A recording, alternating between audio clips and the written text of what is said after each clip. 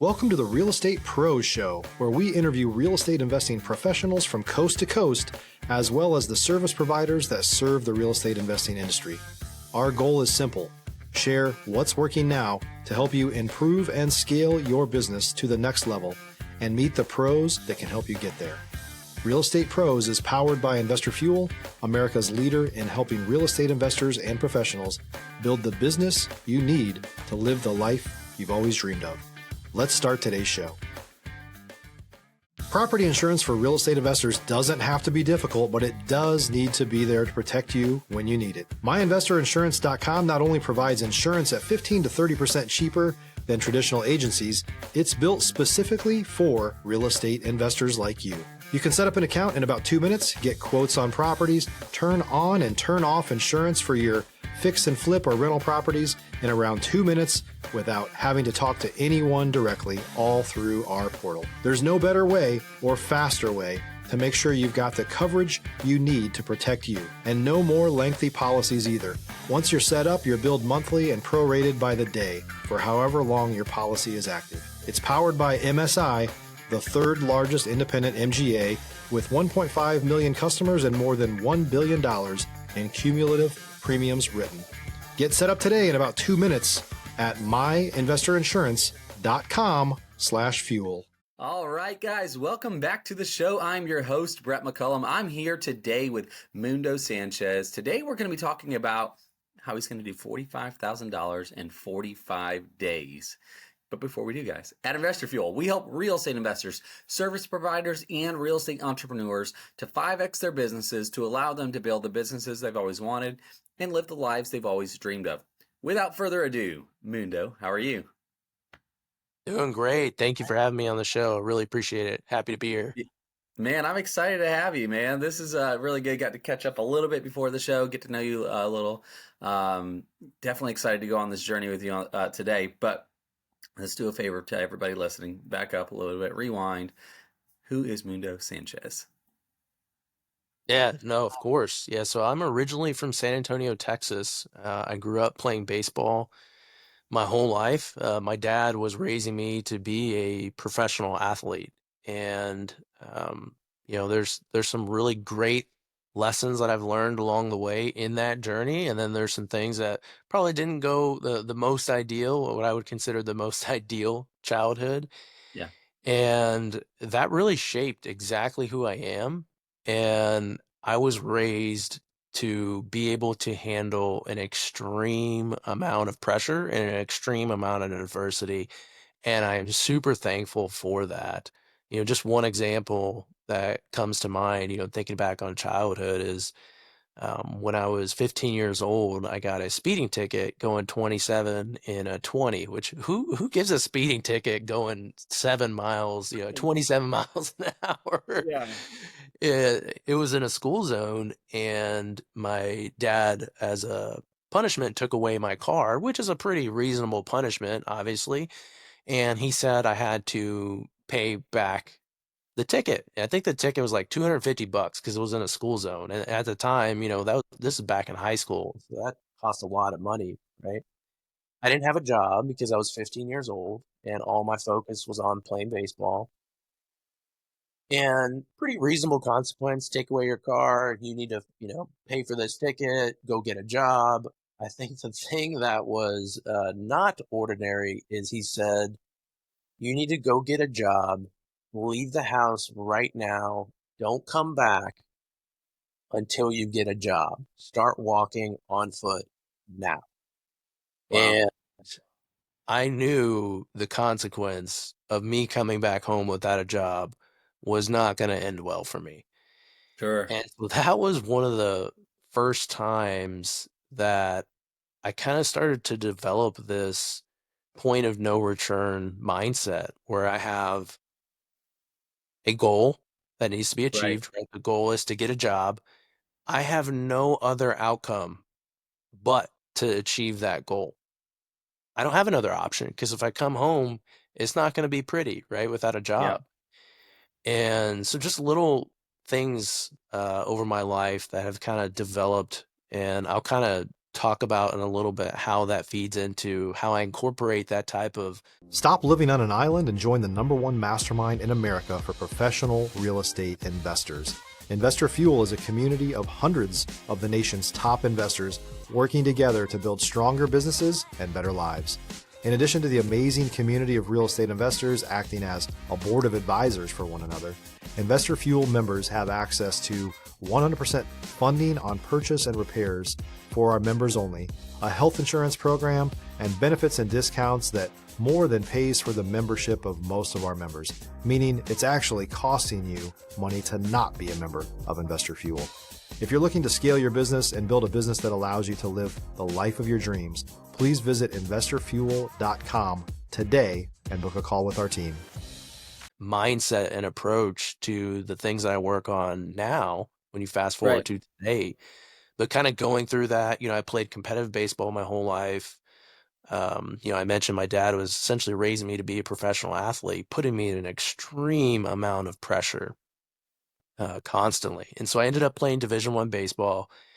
I got to play at a small D1 school, but I also got to play, it was small enough to where I got to play every day, but it was big enough to where I got to play against the SEC, like LSU, Alabama, Tennessee, like all the big schools, right? Just amazing. So every time I turn on the TV, I see someone that I played baseball against in college. So that kind of hurts because you look at them, they're like, man, making $30 million a year. The biggest star I had played against was Alex Bregman for the Houston Astros, which he's a superstar. So I like to tell people that I got him out because I did, but I usually leave off the fact that he hit a triple off the wall later in the game off me. But so amazing time in college, getting to play against teams like LSU, just amazing. Like, I would go back to that in a heartbeat and go into the working world after college. And it was just kind of like an empty void in my life. I spent my whole life trying to become a professional athlete, super competitive, right? And then now I get into the working environment. It's like, what am I going to do? Race people on the keyboard? Like, what's the competition here? And eventually I started getting into CrossFit. That was like my outlet to become competitive, right? I could compete in working out. I ended up becoming a high level CrossFit athlete, not like in the CrossFit games, but I was in the top 3% of the world in CrossFit at one point. And then I opened up a CrossFit gym, and that CrossFit gym, the landlord was the owner of a trucking company. And so I started forming a relationship with him.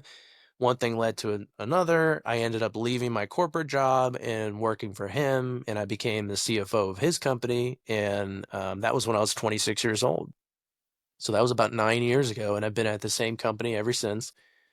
So I'm currently CFO, and I've had the pleasure of accomplishing a lot over the past couple of years. I'm a 2-time CFO of the year. I've been featured in Forbes. I've been able to own a few businesses along the way and gotten many opportunities through that. And it's just been phenomenal. I took myself out of the corporate cog in the wheel type of mentality and really in an environment that is like really entrepreneurial driven and fits really, really well with my personality.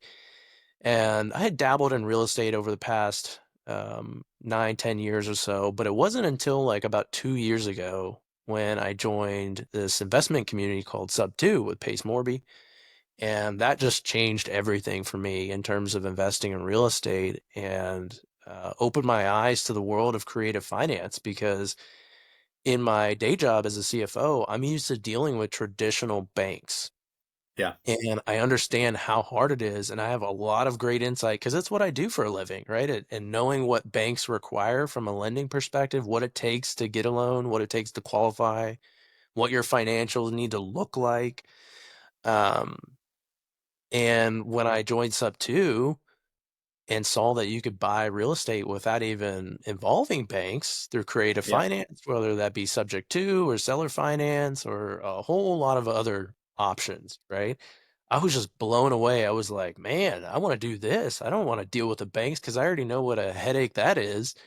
Yeah. And then I started, just consuming all the knowledge for the Yeah. first 6 months, and then I started putting that knowledge into action. If you're looking for consistent, high-quality leads, look no further than Investor Machine. Investor Machine isn't just another agency, it's the most sophisticated, data-driven lead generation company on the planet for real estate investors, and serves the role of being not just a lead generator for your business, but a marketing partner that is helping you achieve your goals along the way. Go to investormachine.com to learn more and schedule a call with our team today.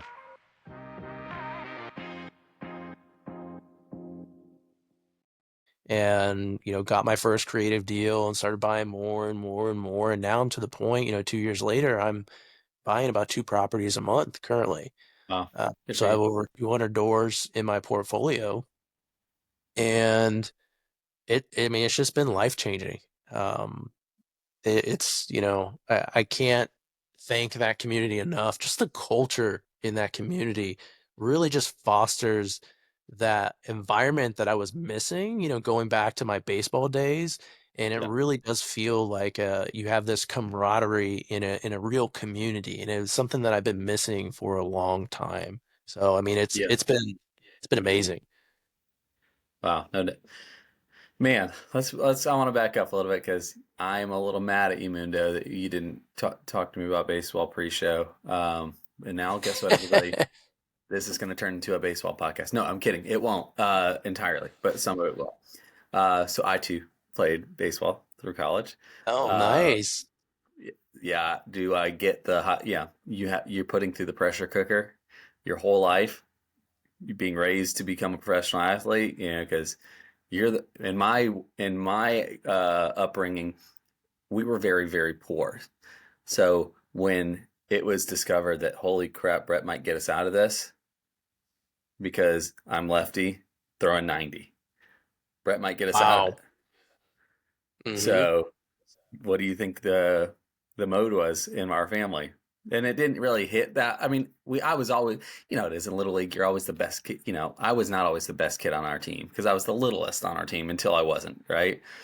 Um, but it was roughly like junior high school, start to hit that growth spurt, and your muscle, your body's developing, and you're like, holy, you're throwing, this is good, and from that point on, it was this everything rides on success from me making it for our family to get out of this mess that we're in. That was the Oh pressure yeah. I was putting there. And in back at that time, you don't think anything of it because it's just normal life. This is what you do, and it's and to this day, that's why I was giving you so much crap about baseball behind you earlier, by the way. It's like, uh, but I love it, and you're not wrong, dude. I miss it every single day, probably at some point, um, but yeah, what school did you go to? What position did you play? What was that like?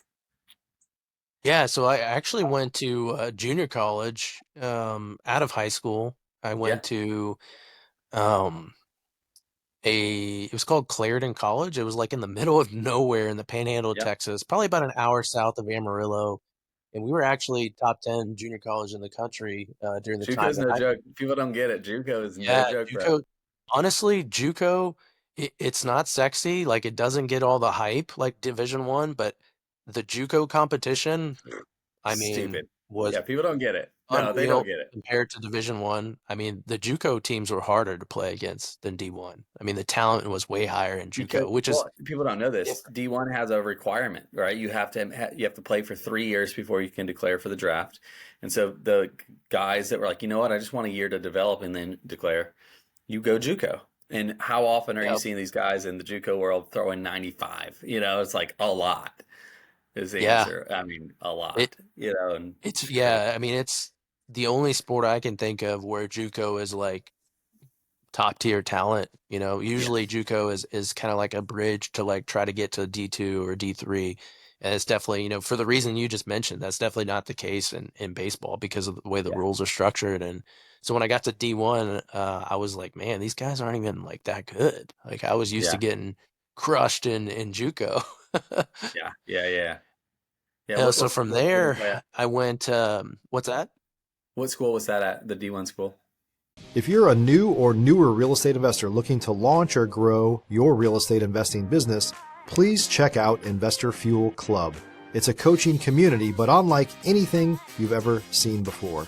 And you can actually partner with members of our mastermind from coast to coast on deals right in your market. There's no better opportunity to build a consistent business than to literally partner with pros to help you avoid costly mistakes, avoid the need for capital to do deals, and help you eliminate your fears as you're starting your business. Learn more about Investor Fuel Club at investorfuel.com/club. So from there, I went to Alcorn State University. So it's a Yeah, yeah. small I know. Alcorn.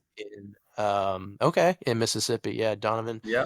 Uh, yeah, I mean, it was interesting. I went from an environment, where, I was kind of in the country in Texas, and then I go into Mississippi, which is definitely not the country from Texas. So really drastic difference in environments. And I went there to play baseball, and man, like I said before, just life-changing experiences. I got to Yeah. experience moments It's, that, very few people get to experience, playing in front of like 20,000 people. And yep. that, itself puts you through the pressure cooker, right? So I'm very comfortable with being I in front of loved large. it though, man. I'm not gonna lie. I think my best games came at in the most like critical game. Like put me on a mound in front of everybody with everything on the line. Like that's where I would always like that's what I like. Let me like Yeah. I want to thrive in that, and I miss that because I'll be honest, even in real estate and all the things that we do and all these businesses and life, and I have not been in an environment like that one since. It's just you can't replicate it. You know, something about it, man. As a pitcher, you're in control of every at bat, every play. You are responsible for the outcome of every single moment of the game. And that is a Oh yeah. call to power trip, maybe. I don't know. But there's something about that that's like, dude, like I loved it, And then it's a psychology game, and that was I don't know about you, Mundo, but in college, we were there to play ball and try to make it to the next level. I wasn't really thinking about like what my degree wanted to be or who I wanted to be when I grew up. I was so focused on the game. So I said, I'm going to be Oh yeah. psychology. I'm going to do this. I'm going to do this. But I did. I like how people think. I like how they tick, and it's not because I'm better and bigger than everybody. It's because I thought, at least at the time, I thought I was smarter than the person at the plate. I'm like, okay, I know what you're going to do because of how X, Y, and Z. Right? It's just psychology, right? Um, anyway, yeah, man, this is cool. All right, I don't want to spend too much time because I know our audience will probably get bored listening to us do this. Um, We'll geek out yeah, over baseball. well, I had kind of the opposite effect. I did D1 out of high school, and then I went to NAIA. My dad had a heart attack. So I played my first 2 years in D1, and then my dad had a heart attack. I came home, and from there, when I had to come home, you lose your scholarship, and at that point, just got to go. I don't want to quit. So I walk, you go. I played at an NAIA school after that, but man, this in Texas, Florida, Arizona, NAIA schools are still like elite level talents, man. Like, I mean, I've Yeah. guys that are pro level guys in D1 for sure, but also in the NAIA world, I've got a D Gordon played for the Dodgers, then the Mariners, and then like he was our shortstop, and like Wow. yeah, it's like, and that's NAIA, bro. Like it doesn't matter where they're coming. Like talent is talent, man. So, um, yeah. Anyway, I'll digress. But yeah, I definitely resonate with that story. The pressure of what it takes to succeed and to do things at a high level. Everybody's counting on you. Being a part of a team, like everybody has a job that they're responsible for doing, and if everybody shows up, hopefully you can, make something for yourself, and yeah, I miss it, no doubt. So, you get out of college. I don't know about you, but I didn't know who I wanted to be when I grew up after college. It was a whole mental, like, I don't know what life is like outside of sports and baseball. I don't even know what that means. Um, how did you end up I know you mentioned that you're the CFO of this company, but how did you end up getting to the point where you could become a CFO? Were you working other jobs before that? What was that like? Yeah, so out of college, like most people, I didn't necessarily know exactly what I wanted to do, but I knew that I wanted to make a good living. So I studied accounting and business with Good a for you. goal to get into finance. And I got a job at a large Fortune 100 company here in Indianapolis, and that's what kind of kickstarted my journey. And it's a job that, when I showed up, I'm coming from a small Division 1 school in Mississippi, and everyone there for the interview was from Harvard, Yale, and like Wow. all these top Ivy League schools. And I was looking around and I was like, what am I doing here? Like, why am I even here? Yeah. Just total, young kid mindset issues and just like felt like intimidated by all of these people around me that had been preparing for that moment for their whole life. It almost seems like they were groomed to get that job, right? Yeah. And I was fortunate enough to sneak my way in there and convince them to give me a job. So that started my corporate career. And, it's a very well-known company here in town, a lot of, very big name brand identity. So just working from that really kind of set me apart from a lot of other people. And Yeah. then one thing led to another. I opened up a CrossFit gym, and the landlord, was the owner of that trucking company. So he started his trucking company. He actually came from like an 800 employee company and then started over. So he completely Wow. started over. He brought his prior CFO with him, and his prior CFO was used to dealing with 800 employees. He had no idea what to do with employee number one, right? Because when you're Right. employee number one, Whole you are different world. wearing all the hats, Yeah. right? You got to figure it Yeah. out. You can't just manage people. You have to do the thing. Yep. And so he needed someone that could do the thing, roll their sleeves up, and naturally that was a good fit. And I left that big corporate job, went to go work for him so I became a CFO at age 26. And then I've been there ever since, and I've helped build the company up, right right next to him from the ground up, and it's been amazing. I mean, I still think like I'm that 20-year-old kid, right? And when you're a 20-year-old kid, you're young and hungry. Like you just want to learn, you just want to get experience. And I got a front row seat to an experienced CEO that knows how to run a company. And I've learned so much from Heck yeah. business over the past 10 years. I mean, it's just been priceless education. And I got paid for it, right? Because that was my Right. job. So And you it's like got I paid. looked at Yeah, it, no it's like doubt. Yeah. I'm learning and I'm getting paid to do it. Like this is amazing. Yeah, that's incredible. So, not to speed through this part of it, but I do want to get into some of the other things. So, you go through, you end up jumping into some real estate stuff. You hit the sub two community. Next thing you know, and I don't, and again, I don't want to make light of this. It's incredible what you've done in a short amount of time. With you build a portfolio of up to 100, roughly 150 doors, all through creative finance, more or less, right? And I love what you told me pre-show. Like you set yourself, like you went. Let's do this. Let's start at the Squat Up Summit with that story, and then I want you, if you can, when you're done with that part of it, can you talk to us about your new challenge you're working on? Yeah, of course. Yeah, no.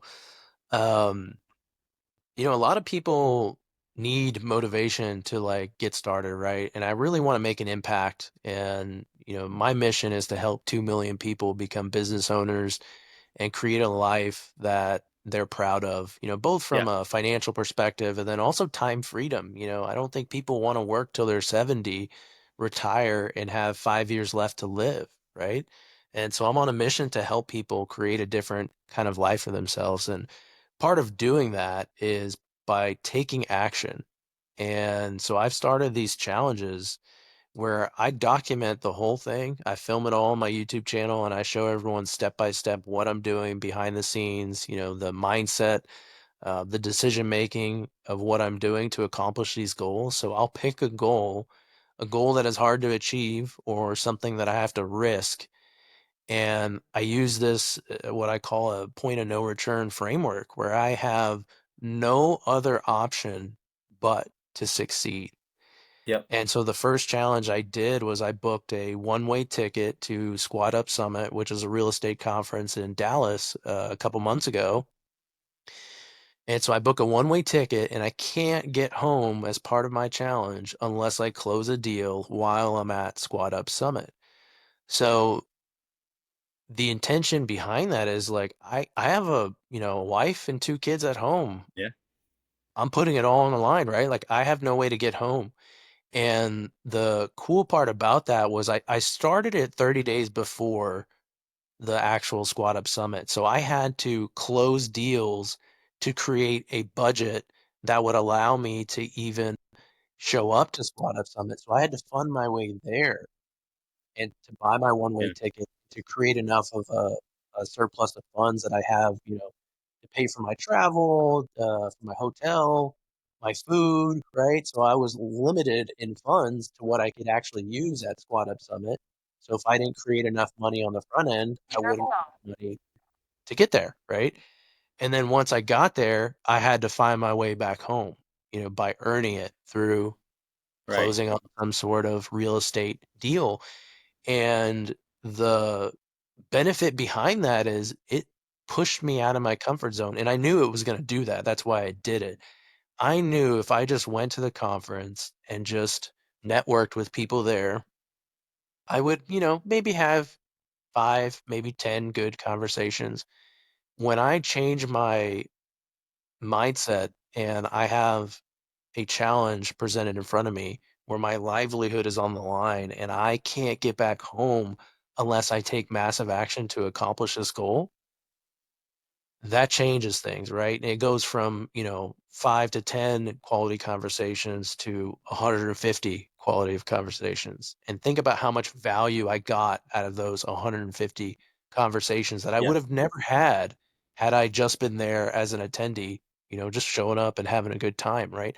I had a mission and my mission was to get back home. Yeah. And so that was amazing.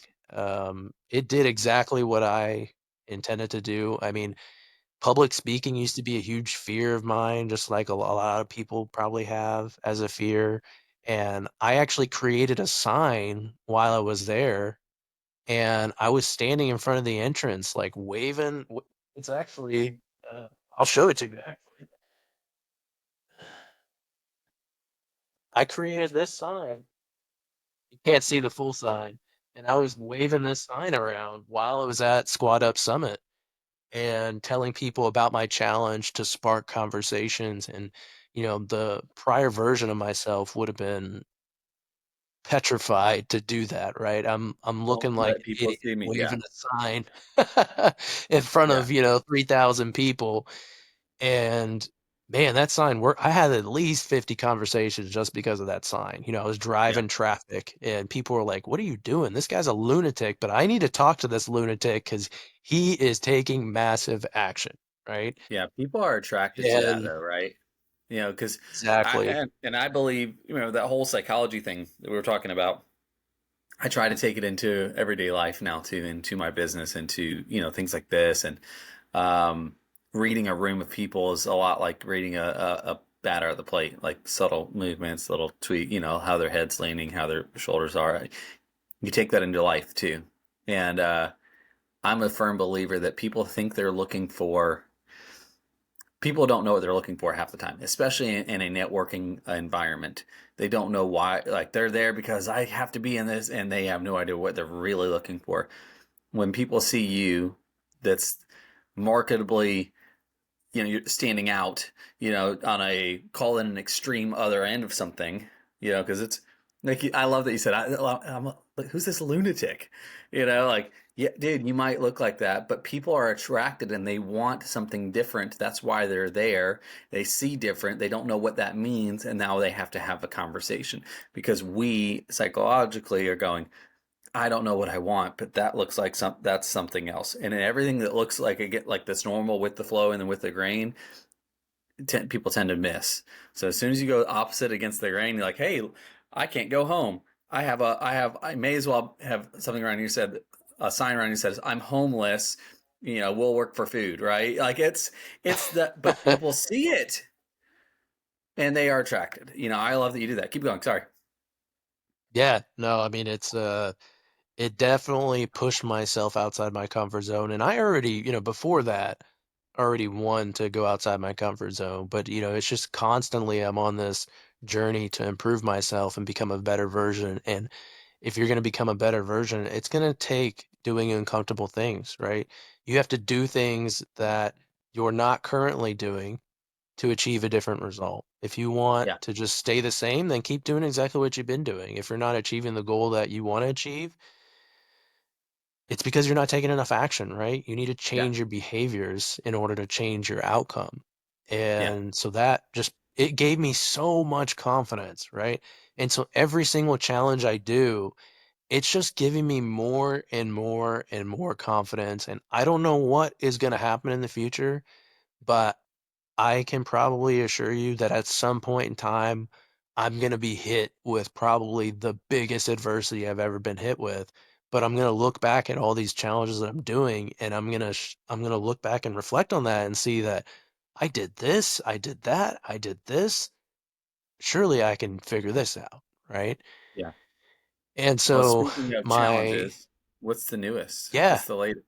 yeah, so the newest challenge is I'm taking a business that I own that I'm currently not very active in, or I guess previously I haven't been very active in the day-to-day operations, really just more of a passive investor in it. And I'm plugging into the business, and my goal or my mission is to generate $45,000 in annual profit in 45 days. And if I don't do that, it comes off my salary dollar for dollar. So if I generate nothing, $45,000 comes off my salary. So that Yeah. is definitely, I mean, it's the same salary I use to feed my family, right? So I'm putting it all on the line, and it requires a different level of thinking, a different Yeah. level of action. I don't have time to be in a staff meeting and talk about potential improvements that maybe we'll address in, next month, right? No, it has changed my thinking. When we find a potential opportunity in our last staff meeting, I was like, pick up the phone right now. Let's get an answer like right this second in the staff meeting. Like, we're not waiting. I don't have time to wait, right? We Yeah. need to be making changes. And again, it goes back to um, if you want a different result, you need to be putting in different inputs, Right. right? If How we're, far are you into just the challenge? performing at Oh, keep going. this, Sorry. yeah, if we're just performing at a steady straight line, it's going to require a different level of action. We have to do things differently to force different results. So currently, right now, I've generated, I probably want to say I'm still on the point of measuring this. So I can Okay. confidently say 12,000 annually so far. I think I'm probably at 25 because we're still working on how to measure the price increase that we recently just Sure. made. And so I think I'm probably around 25, and I'm actually building a software that's going to help just obliterate that. And so my challenge is, can I do that in 45 days? That's going to be Yeah. the How challenge many is like, days can into I this do are it you? quick enough? I wish I knew that exact answer. I probably should, right? It should be a ticking daily reminder. I think I'm probably like 15 days into it, something like that. Okay. Okay. Yeah. Still fairly in the beginning stages. That's good. Yeah. Dude, you got to Yep. get a little calendar thing. Start Xing those days off. Yep, yep. Maybe I just Yeah. don't want to know because it's create anxiety or something. But no, Sense yeah, of it's urgency. every day I show up, be like, okay, like it's in my head, $1,000 a day. I need to produce $1,000 a day of value. Yeah. And if I'm not, then I have to double that the next day, right? And I'm Yeah. constantly thinking about that every day. Yeah. That's incredible. Dude, that's so good. Here's what I've learned. And if people listening to this show, they've heard me say this 100 times. In the three main categories of people that are the most successful in our industry, um, ex-athletes are one for sure. Like you always, ex-athletes are always very high, not always, tend to be more high level. Ex-military, Same thing, high level. And my funny one that people are like, wait, what? And I just recorded a podcast yesterday with somebody to prove this point. Or you've been to prison. Wow. And Yeah. and it's funny if you're like, no, dude, I just shot another podcast yesterday. He was in prison for 11 years. So I I mean it's a thing, man. But what it all comes down to is discipline. And that's what I'm hearing you talk about. Hey, I've got to produce $1,000 a day. We've got to take action now. We've got to do this right here. But all of that comes back down to the word discipline. It's funny, like you landed in CrossFit to be successful in the CrossFit space. What do you have to have? Discipline. So I think that's something I keep hearing from you. Your story is, you know, is a heightened level of discipline, and that you have to produce something daily. And I love that the fact that hey, I'm going to do this and burn the ships while I'm doing it. My wife and kids are depending on me to do this, or they suffer. And by the way, you know this as well as anybody because you're a dad, you're a husband. You can mess with me all you want. Don't mess with my kids and my family. Yeah. Like that's like, and so when that's on the line, like I love it, man. Good. This is good. If people want to reach out to you though, Mundo, get to know you a little bit better, follow along, obviously this is a cool thing. You're documenting the journey. How can people do that? Yeah, no, I appreciate that. So I'm filming everything, putting it on my YouTube channel. I'm doing like YouTube shorts along the way. So my YouTube channel is just my name, Mundo_Sanchez.